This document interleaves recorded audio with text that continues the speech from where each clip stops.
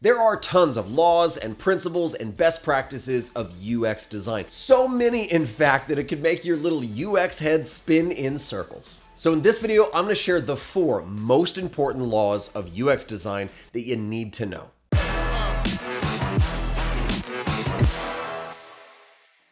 All right, first up, let's talk about Fitts Law. Fitts Law states that the time to acquire a target is a function of the distance to and the size of the target itself. The key ideas to latch on to here are distance and size. That means for our users to find that button or call to action or link that you need them to find, it really is dependent on where it's placed in the page or on the screen. The problem is that if you don't apply Fitts Law, you start placing your call to actions and important content on the page in areas that are too far for the user to really get to or make sense of, or that the button itself doesn't stand out because it's not big enough. We want to make sure that these important call to action areas really stand out. So here's a few suggestions on how to use Fitts Law in your everyday design work. Touch targets, call to actions, buttons, anything that is tappable should be large enough to actually be tapped or interacted with. If it's too small, it starts to frustrate the user. Your touch targets, aka your buttons, call to actions, and links, should have enough space in between them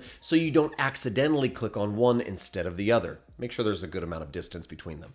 And lastly, these touch targets should be placed somewhere in your design where they're incredibly accessible and easy for the user to find. Next up, let's talk about Hick's Law. Hick's Law states that the time it takes to make a decision increases with the number and complexity of the choices. This means the more choices they are, the more that you cognitively overload your users. So don't give them tons of choices, slim it down and give them the most important choices. Here's a few ways that you can actually implement Hick's Law and start using it right now.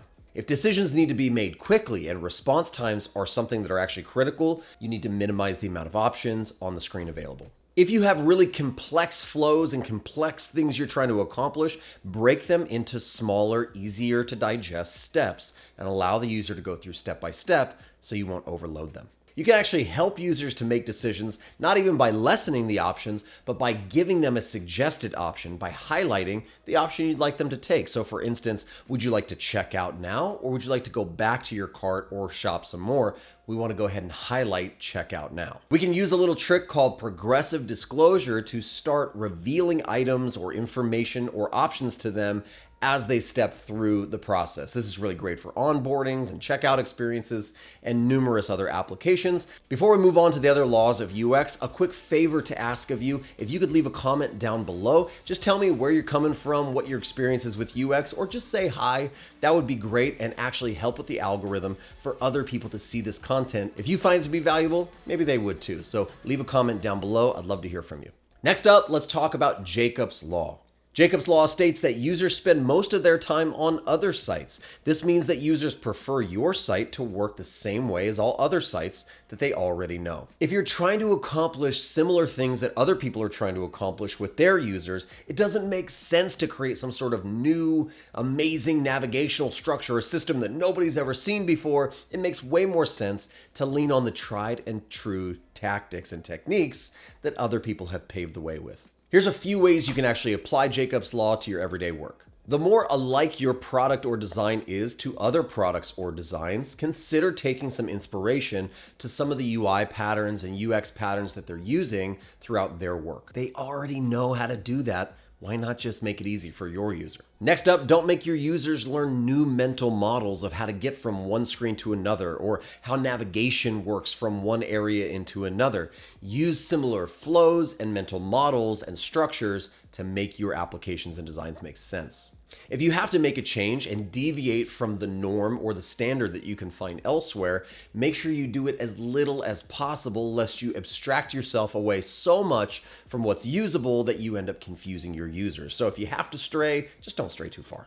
And last on the list, let's talk about Miller's Law. Miller's Law states that the average person can only keep 7 plus or minus 2 items in their working memory at any one time. 7 items plus or minus a few is the maximum that people can actually hold on to and think about at one time before they start forgetting some of the options that have just been shown to them. This is a really good time to challenge content and challenge your business ideas and strategies, because if you have 50 things that the user needs to select from. Do they really need to select from all 50 of those things? Here's a few ways to actually apply Miller's Law into your work. Figure out ways to categorize and then subcategorize objects or items inside of your design. And if you need to, figure out how to subcategorize. Last little tip, you don't have to use the magical number of 7. If you have less options, go with less. That's better. Don't fill it out with a bunch of superfluous content just because you want to hit 7. Challenge yourself to have as little as possible on the page to make the user's experience as good as it possibly can be.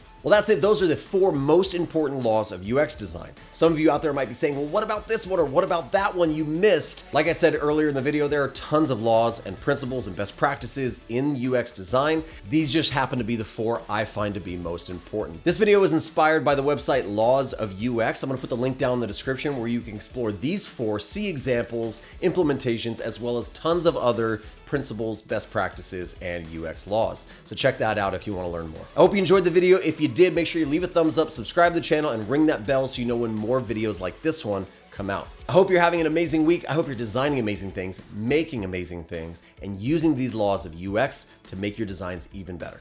I'll see you in the next one.